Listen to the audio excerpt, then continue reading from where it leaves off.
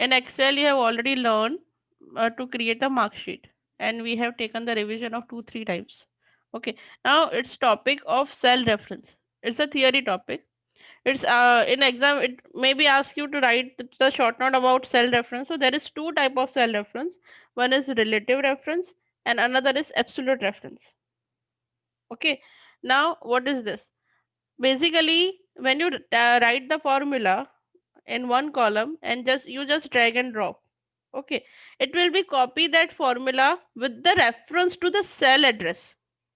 अगर आपने first column में सम का अप्लाई किया, that column is A1 A2 A3 A4 का सम किया, तो जब आप उसको ड्रैग एंड ड्रॉप करते हो तो नेक्स्ट के लिए वो B1 B2 B3 B4 खुद ही ले लेता है, फिर नेक्स्ट के लिए C1 C2। तो ये क्या है? Relative reference.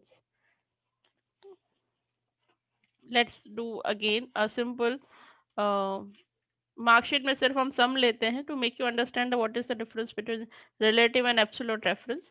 तो serial number, name, and just English, Hindi and mass ले लेते हैं। Okay, quickly entering the random values.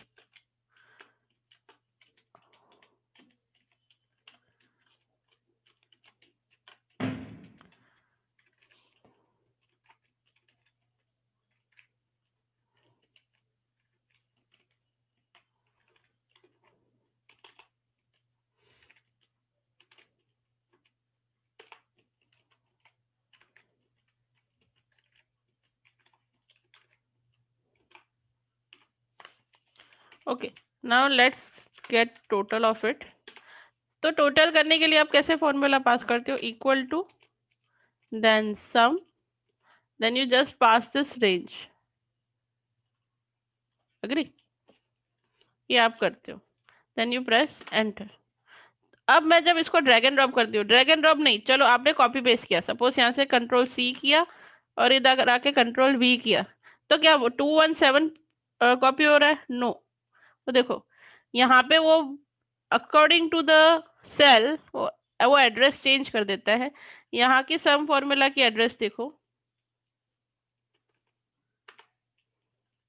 इसमें क्या है? C2 से लेकर E2, C2 से लेकर E2। वही जब हम नीचे आते हैं तो वो खुद ही चेंज करता है C3 टू E3। तो ये क्या हो रहा है? It's a relative reference. ठीक है, when you create a formula, reference to the cell or range of the cell are usually based on the position relative to the cell. When you copy or move the formula to the other cell, the reference cell automatically changes. It's called the relative reference. ये आपने formula कहाँ लिखा है? उसकी position पे based है कि उसमें आंसर क्या आएगा। जैसे ही आप उसको कॉपी पेस्ट करके नीचे ले आते हो तो वो ऑटोमेटिकली रेफरेंस चेंज कर देता है, that is called relative reference.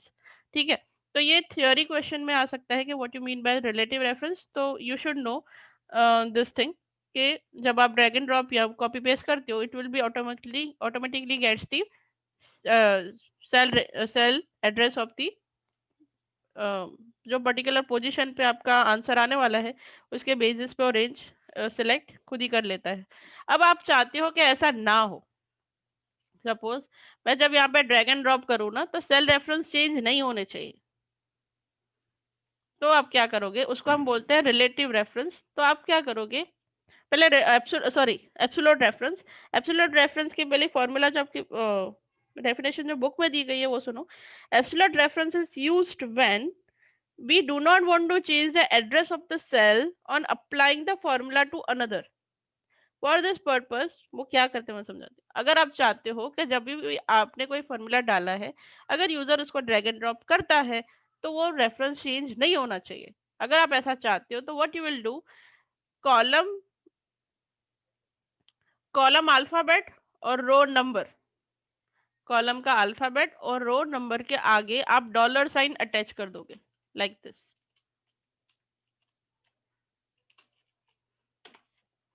Now मैं इसको ड्रैग एंड ड्रॉप करती हूँ, तो फिर ये चेंज नहीं करेगा। अब देखो इसमें एक बात समझो,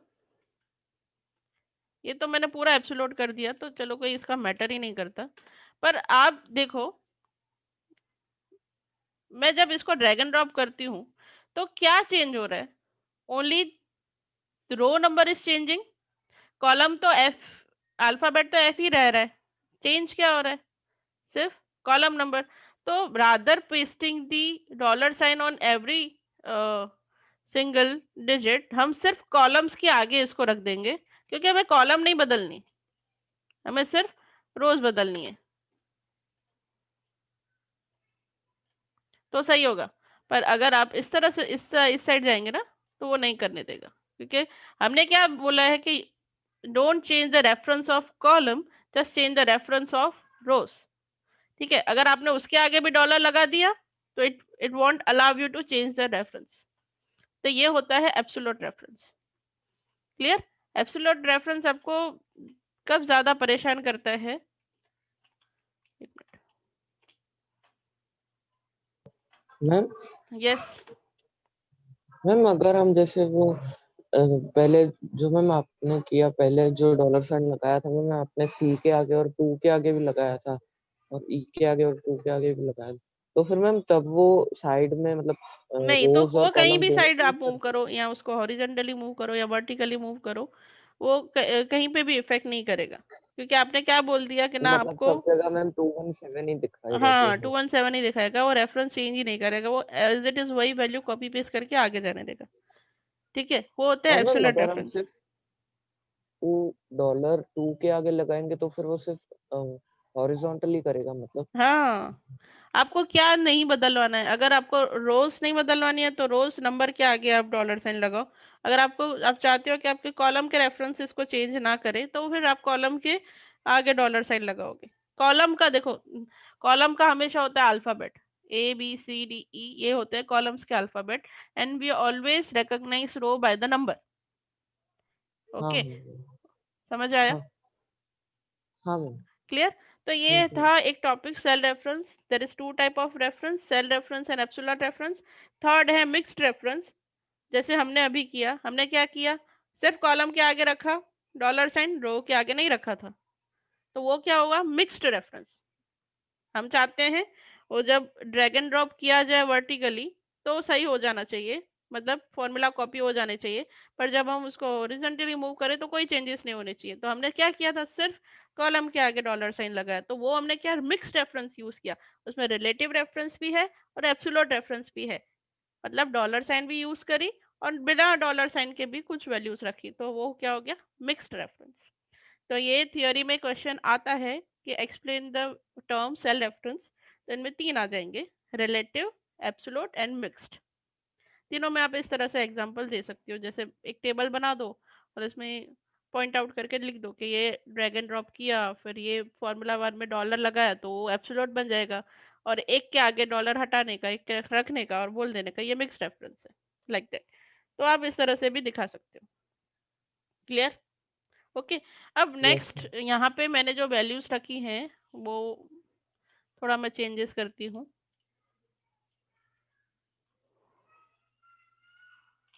अब ये जो वैल्यूज है, you can see that it is not in the sort format. पहले ABCD था तो सॉर्टिंग क्या करते, तो ये सॉर्ट फॉर्मेट पे नहीं है।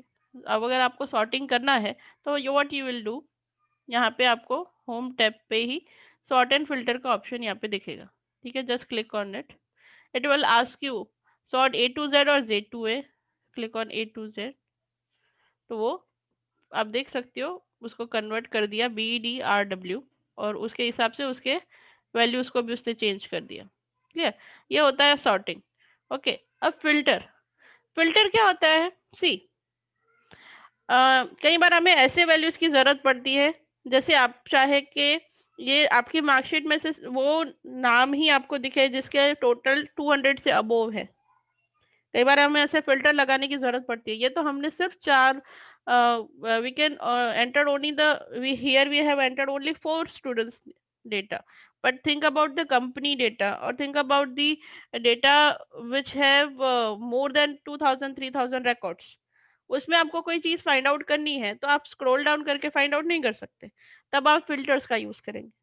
तो फिल्टर्स क्या है? According to your condition, it hides another data and show only those data which you have specified।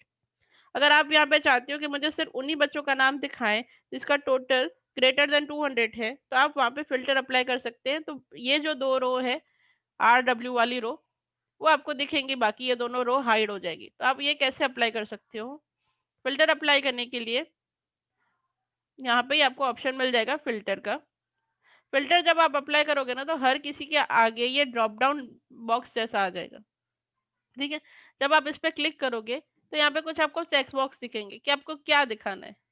अब मुझे 60 और 180 वाली फील्ड नहीं चाहिए तो मैं उसको हटा दूंगी और ओके प्रेस करूंगी, पर ये भी राइट वे नहीं है।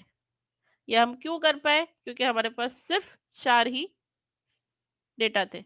अगर आप चाहते हो कि आप कंडीशन बेस पे उसको फिल्टर करो तो यहाँ पे देख सकते हो कि यहाँ पे नंबर फिल्टर्स में जाओगे तो यहाँ बहुत सारी आपके पास कंडीशन आ जाएगी, equals, does not equals, greater than और equal to, less than, everything. अब मुझे क्या चाहिए? मुझे सिर्फ वही वैल्यूज चाहिए जो ग्रेटर देन 200 हो। तो आप नंबर फिल्टर में क्या चूज करोगे? ग्रेटर देन, और यहाँ पे सिर्फ स्पेसिफाई कर दोगे 200, देन प्रेस ओके। तो आप यहाँ पे देख सकते हो you will get only those values which has total greater than 200. Now this is the correct way. इसमें जितने भी चाहे आपने वैल्यूज क्यों ना डाली हो, आपने इस तरह से फिल्टर अप्लाई किया तो यू कैन गेट इट। ये था नंबर फिल्टर। तो ऐसा नहीं है सिर्फ हम नंबर फील्ड पे ही अप्लाई कर सकते हैं। देखो मैंने एक सिखाया, आप बाकी सब अप्लाई कर सकते हो। ये टॉप 10 भी आप अप्लाई कर सकते हो। टॉप 10 हमारे में नहीं दिखेगा, मैं टॉप 2 कर देती हूँ या टॉप 1 कर देती हूँ, सॉरी। तो हाईएस्ट आ जाएगा। एक्चुअली तुम्हारे में ये नहीं है कंडीशनल फॉर्मेटिंग, शायद नेक्स्ट चैप्टर में हो। वो बहुत इंटरेस्टिंग है और वो बहुत यूज होता है। नहीं भी होगा तो मैं सिखाऊंगी, डोंट वरी। और देखो ये नंबर फिल्टर्स में ये आप ट्राई कर सकते हो। ओके, अब ये था नंबर फिल्टर। ऐसा सेम आप टेक्स्ट पे भी अप्लाई कर सकते हो। तो हम थोड़े नाम लिख देते हैं। बीनल, डी से वो क्या होता है, दक्ष, आर पे तो मेरा ही नाम है, डब्ल्यू पे, डब्ल्यू पे कोई नाम होता है क्या? Will Smith ma'am. Will Smith, बराबर। ओके चलो, और मैं सेव का कर, ठीक है। चलो नंबर फिल्टर पे अब हम थोड़ा एक और रिकॉर्ड डाल दे रहे हैं।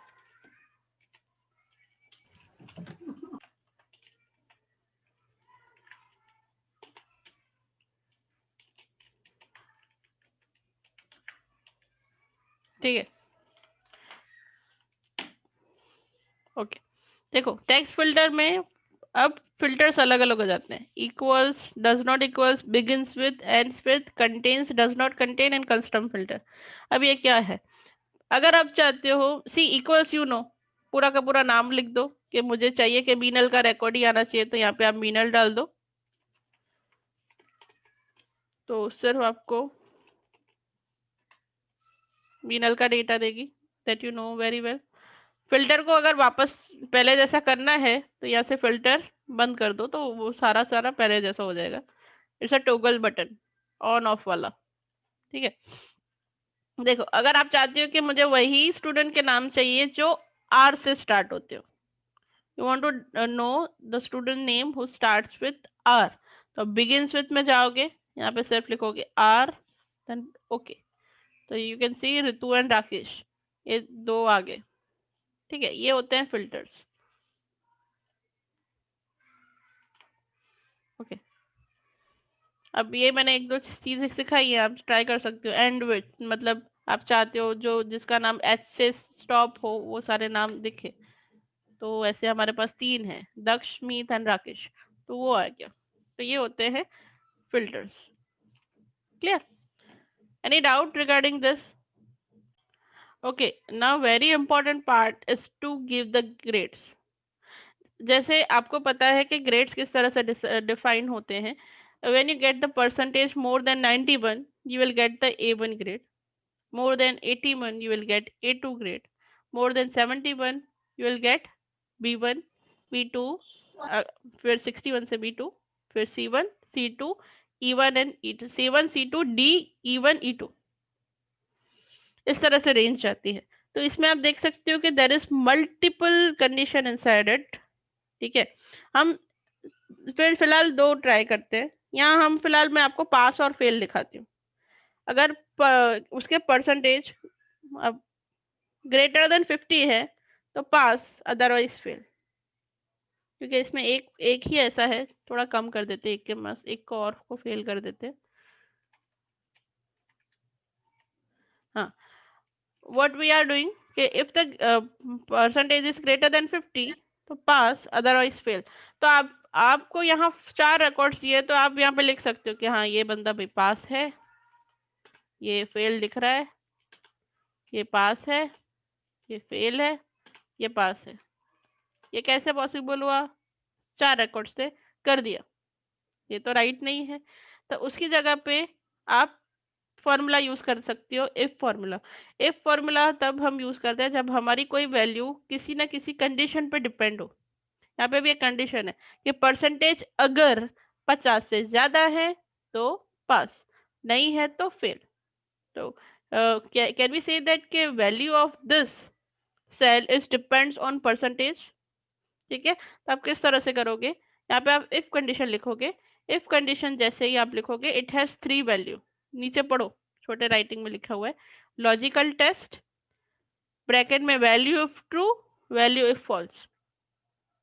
आप कंडीशन देते हो, अगर वो कंडीशन सेटिस्फाइड हो जाती है तो क्या वैल्यू आनी चाहिए, अगर नहीं होती तो क्या वैल्यू आनी चाहिए। अंडरस्टूड? तो हम लॉजिकल कंडीशन किस पे लगाएंगे? परसेंटेज पे। तो मैं यहाँ पे लिखूंगी, ये सिलेक्ट करूंगी, इज ग्रेटर देन 50। यस, तो मुझे पास इफ ट्रू, मुझे क्या दिखाना है? पास। देखो, पास इज अ स्ट्रिंग, मतलब नंबर ऑफ, इसमें बहुत सारे वर्ड्स हैं, तो आप उसको डबल कोट्स में लिखोगे। ठीक है, अगर ग्रेटर देन 50 नहीं है तो पास नहीं है, तो क्या दिखाना है आपको? फेल।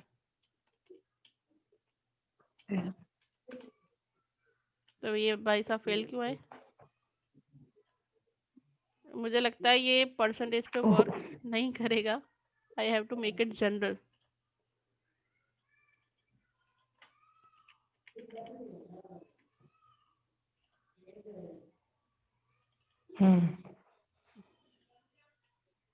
प्रिसीजन भी बहुत ज्यादा है, let it make it small. Understood? मैं इसको बार बार सेव क्यों कर रही हूँ? जैसे मेरी इंपॉर्टेंट चीज होती है, बार बार सेव करने की आदत। समझ आया? कंडीशन क्या कहती है?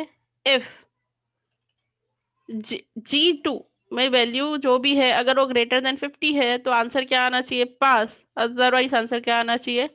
Fail. It's a very simplest formula. इसमें एक ही कंडीशन है और 2 ही वैल्यू है। अगर कंडीशन सही होती है तो ट्रू, नहीं होती है तो fail.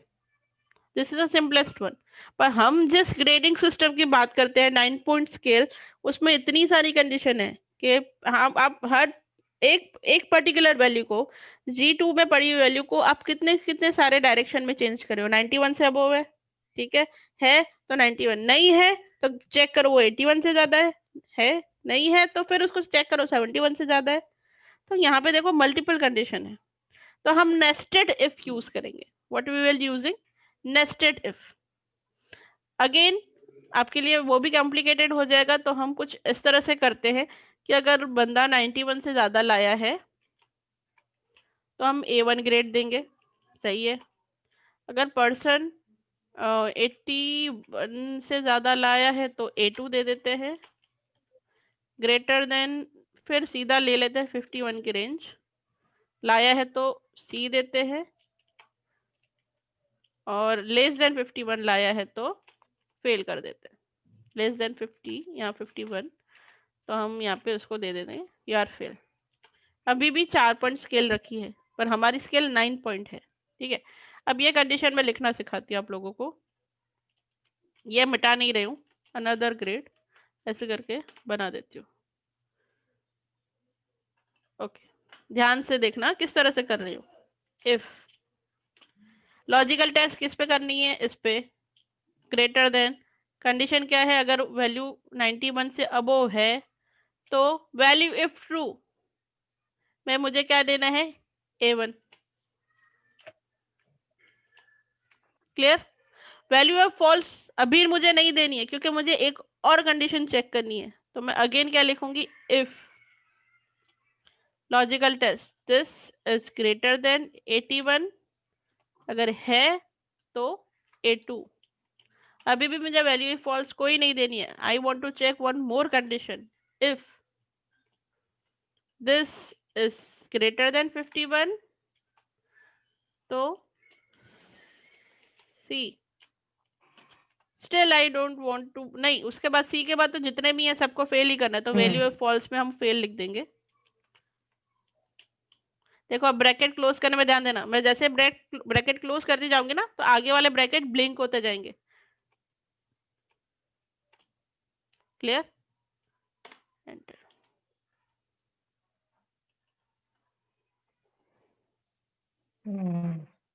Okay, this is the right. अभी भी ये फॉर्मूला छोटा है क्योंकि हमने सिर्फ 3 चीजें चेक करी है, पर हमें 9 चीजें चेक करनी पड़ेगी, तब भी थोड़ी फॉर्मूला लेंदी हो जाती है। ओके,